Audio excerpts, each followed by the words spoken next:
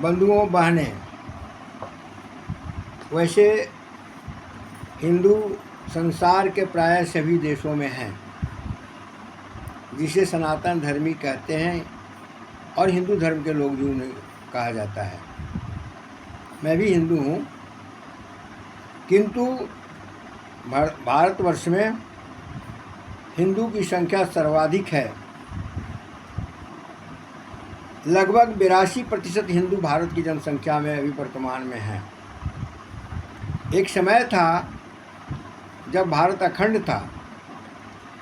आज से लगभग 700 वर्ष पहले अफ़गानिस्तान, पाकिस्तान, नेपाल, बर्मा अर्थात म्यांमार, बांग्लादेश और वर्तमान भारत मिलकर के अखंड भारत था। किंतु देश गुलाम हो गया था और हिंदुओं पर लगातार अत्याचार हो रहा था। हिंदू जनयुद्ध लड़ रहे थे। संख्या उत्तर की ओर धीरे धीरे घटते गया और आज अफ़गानिस्तान का इलाका लगभग हिंदू विहीन हो चुका है। सुभाष चंद्र बोस अपने जीवनी में लिखते हैं, जब 1940 में भारत से जापान जाने के क्रम में अफ़गानिस्तान होते हुए गए थे तो काबुल के चौक पर रामलाल हलवाई का दुकान था। आज वहाँ कोई रामलाल या किसी हिंदू का दुकान नहीं है। जब पाकिस्तान भारत के खंडित होकर के बना, उस समय 28% वहाँ हिंदू थे। आज मात्र 2% से भी कम बचे हैं। बांग्लादेश, जहाँ हिंदुओं की संख्या लगभग 48% था, आज 10% से भी कम है। भारतवर्ष में 1947 के स्वतंत्रता संग्राम के समय, आज़ाद होते समय, अंग्रेज़ों से मुक्त होते समय मुस्लिम जनसंख्या 7% था, जो आज उन लोग कहते हैं कि हम 25% से ऊपर हो गए हैं। उनकी जनसंख्या बढ़ते गया, क्षेत्र विस्तार होते गया। इसके पीछे कोई उनकी सत्यवादिता प्रयास नहीं है, बल्कि उनका एने केने प्रकारेण हिंदू समाज को दिग्भ्रमित करके, धर्मांतरित करके संख्या को बढ़ाते जाना हिंदुओं को फूट डालने का कारण ऐसा हुआ है। मैं आज़ादी के समय का एक घटनाक्रम बताऊंगा। बताना इसलिए भी ज़रूरी है कि अभी जो नारा दिया जा रहा है, बटोगे तो कटोगे, तो कुछ लोग इसकी आलोचना करते हैं, लेकिन यह नारा अपने आप में सही है। आंदोलन चल रहा था देश की आज़ादी का, और दूसरी ओर पाकिस्तान बंटवारा का मोहम्मद जिन्ना के नेतृत्व में भी राज चल रहा था। हिंदू उस समय पूरा जागरूक नहीं हो पाए थे, जबकि अनेक हिंदू नेता जगाने का प्रयास कर रहे थे। पाकिस्तान और हिंदुस्तान के अलग होने के लिए जो वोट हुआ था, उसमें हिंदुओं के लिए लाल रंग रखा गया था, मुसलमानों के लिए हरा रंग। हिंदू जानते ही नहीं थे कि हरा रंग का माने क्या, किसके साथ होगा, जाने से इसका क्या नुकसान हो सकता है। गया जिला के रफ़ीगंज के इलाके में बहुत से गांवों में बहुत से हिंदू जो नहीं जानते थे, हरा रंग में अपना वोट दिए थे। बचपन में लोग कहा करते थे, तो मैं ये जाना। दूसरी बात, वर्तमान पाकिस्तान है, उसके उस संदर्भ में मैं कह रहा हूँ, और जो आर्य समाज से जुड़ा हुआ मामला है। पेशावर का रहने वाले एक थे बबन लाल।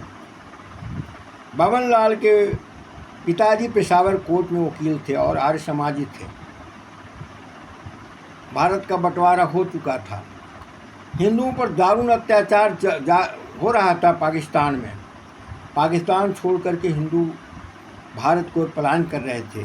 कुछ मुस्लिम भी भारत से हिंदुस्तान से उस पाकिस्तान में जा रहे थे, जिसे लोग आज पाकिस्तान कहते हैं, लेकिन वह भी हिंदुस्तान का हिस्सा है। बमन लाल अपने पिताजी से बोले, अब हम लोगों को भी भारत चलना चाहिए। उनके पिताजी बोले, नहीं लाल, हम लोग आर्य समाजी हैं, हम निराकार ब्रह्म का पूजा करते हैं। मुसलमान भी अल्लाह कहते हैं, निराकार ईश्वर का पूजा करते हैं। उनसे हमारी कोई लड़ाई नहीं है। जो मूर्ति पूजक हिंदू हैं उन्हीं को भगा रहे हैं, हमको तो कुछ तंग नहीं कर रहे हैं। आज़ादी मिलने के या भारत का बंटवारा होने का 2 महीना बीत गया। एक दिन बदहवास किसी तरह से हाँफते हुए उनके पिताजी घर पहुँचे। बोले, लाल, अब पाकिस्तान छोड़ना पड़ेगा। मैं गया तो एक भी आर्य समाजी वकील कोर्ट में नहीं थे। कोई भी मुस्लिम वकील हमसे बात नहीं किए। कोई वहाँ पर आर्य समाजी या कोई और गैर मुस्लिम नज़र नहीं आए। कुछ गड़बड़ होने की आशंका है, तो हम लोग सब भारत चलें। बमन लाल की दादी जो 90 साल की थी बोले, अच्छा हमको छोड़ दो, हम घर का रखवाला करेंगे। अब देखिए क्या है, कहाँ तृतीय दृष्टि चली गई थी। इन लोगों ने भी स्वीकार किया कि हाँ, सबसे वृद्ध महिला रहेगी तो कोई कुछ करेंगे नहीं। कुछ सामान बांधे और शाम को चलने के लिए शुरुआत किए। नारा लगा, अल्लाह अकबर। लोगों को समझते देर नहीं लगी। बमन लाल, उनके पिताजी खिड़की से किसी तरह से उस दरवाजे से वो छोड़ के खिड़की के रास्ते भागने की कोशिश किए। उनके दादी को वहीं पर लोगों ने, आताताइयों ने काट दिया। माँ का अपहरण हो गया, बहन का भी अपहरण हो गया। बमन लाल के पिताजी और भाई भागते गए, रात भर भागते गए। दिन होना चला था अब, लेकिन भारत की सीमा अभी भी दूर थी। उन लोगों ने सोचा आखिर क्या किया जाए, कैसे बचा जाए। तो देखे कि एक जगह काफ़ी लाश पड़ा हुआ है। लाश से दुर्गंध आ रहा था। काफ़ी पक्षी, कौवा, चील, गिद्ध उसको खा रहे थे। उस लाश के नीचे तीनों छिप गए, अंदर ऊपर लाश रख करके, और दिन पूरा बिताए। फिर शाम हुई, फिर भागना शुरू किए। भागते गए। पुनः दिन होने लगा। हुआ कि अब क्या किया जाए। तो मकई का खेत मिला। मकई के खेत में वो लोग छिप गए। मकई के खेत में छिप गए। पास के गांव के कुछ लोग हल्ला किए, जो मुस्लिम गांव था, हिंदू तो उस समय न के बराबर रह गए थे, कि इसमें कुछ हिंदू छिपे हुए हैं, चलो खोदो, निकालो। निकाला गया। एक मस्जिद के पास लोगों को जमा किया गया। वहाँ उन्होंने देखा कि सैकड़ों हिंदू हैं, साथ में जुतियाँ भी हैं। मौलवी ने कहा, तुम लोग अब मुसलमान बन जाओ, अब इसी में तुम लोग को शांति है। ये लोग एक तरह से आत्मसमर्पण कर दिए। अब बोले, ठीक है, हम लोग मुसलमान बनते हैं। 2 मुस्लिम का विधि विधान होता है बनने का। कलमा उनको पढ़ाया गया, पिताजी को, भाई को, जो सभी हिंदुओं को। और इसके बाद अपवित्र मांस खाने के लिए बाध्य किया गया। इसके बाद लोगों ने कहा, ये तुम्हारे साथ शेष हिंदुओं से, जिनके पास बेटियां थी, नौजवान, कहा गया इनका शादी अब किसी मुस्लिम लड़कों से होगा। इन लोगों को बर्दाश्त नहीं हुआ, भागने का पुनः चेष्टा किए। उसी समय फलसा से जो मारा गया, बमन लाल जी का कान कटा हुआ था। भागते गए, किसी से भाग गए। बहुत से लोग वहाँ मारे गए, बहुत से लोग जबरन पर मुस्लिम बना लिए गए थे। भागते भारत की सीमा के पास आए। सीमा के उस पार जो मुस्लिम सैनिक थे, बोले, जो भी सामान तुम्हारे पास है सब समर्पित करो, तब किसी तरह से तुम्हें हम जाने दे सकते हैं। बोले, हमारे पास तो कुछ बचा नहीं। तो नहीं, तुम्हारे पास जो भी है कक्षा में दे दो।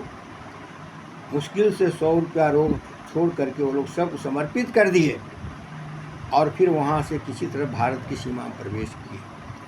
वहाँ से अमृतसर में आ करके और किसी तरह से लोगों से सहायता लेकर के और भागते हुए वो दिल्ली पहुँचे। कुछ दिन दिल्ली रुक करके कुछ कपड़ा बेचने का काम किए। इसके बाद रामलाल नाम का एक ठेकेदार से, जो पहले से पाकिस्तान से आकर के धनबाद स्थित केंदुआडी कोलरी में ठेकेदार के काम करते थे, जो दूर के इनके रिश्तेदार थे, उनसे संपर्क हो गया। वो ले आकर के केंदुआडी ले आए। केंदुआडी में आने के बाद वहीं वो पढ़ाई शुरू किए और बाद में पुटकी कोलरी में क्लर्क का काम किए। पढ़ने में श्री बबन लाल बहुत मेधावी थे। बाद में पर्सनल ऑफिसर हो गए और भारत कोल लिमिटेड प्राइवेट कंपनियों में काम करते हुए जब 1972 में कोलरियों का राष्ट्रीयकरण हुआ तो पर्सनल ऑफिसर के रूप में पुटकी कोलरी में से हट करके बसरिया कोलरी में पदस्थापित हुए और फिर बाद में पीवी एरिया नाम से, जो एरिया 7 पहले कहा जाता, वहाँ पर्सनल मैनेजर होकर के सेवानिवृत्त हुए। ये कहानी बबन लाल जी मुझे ही खुद बताए थे। अब आप सोच सकते हैं, अगर इस प्रकार के आर्य समाजी हम हैं और ये आर्य समाजी बाकी लोग नहीं हैं और हमको कोई खतरा नहीं है, ऐसा अगर नहीं सोचते तो ये विभत्स स्थिति उनके साथ नहीं होती, सैकड़ों और लाखों लोगों के साथ नहीं होता। आज हिंदू कोई कहता है हम फॉरवर्ड हैं, कोई कहता है हम बैकवर्ड हैं, कोई कहता है हम दलित हैं, कोई कहता है हम भीम सेना हैं और हिंदू समाज के हिंदू शास्त्रों को गाली देते हैं। उनको याद रखना चाहिए कि उनके पूर्वजों के साथ गुलामी के समय में क्या घटना घटी थी, या आज भी जहाँ कमज़ोर है वहाँ क्या घटना घट रही है। इसलिए मैं पुनः निवेदन कर रहा हूँ, लोग अपने वेद को पढ़ें। अगर कुछ भ्रांतियाँ हैं उसको दूर करते हुए वेद का जो सही रास्ता है, अपने धर्म पर चलते हुए आगे बढ़ें। और जो निराकार को पूजा करते हैं वह भी हिंदू हैं, जो साकार को पूजा करते हैं वह भी हिंदू हैं, और भारत माता के सच्चा सपूत होकर के काम करें। भारत एक दिन अखंड होगा। जय भारत। धन्यवाद।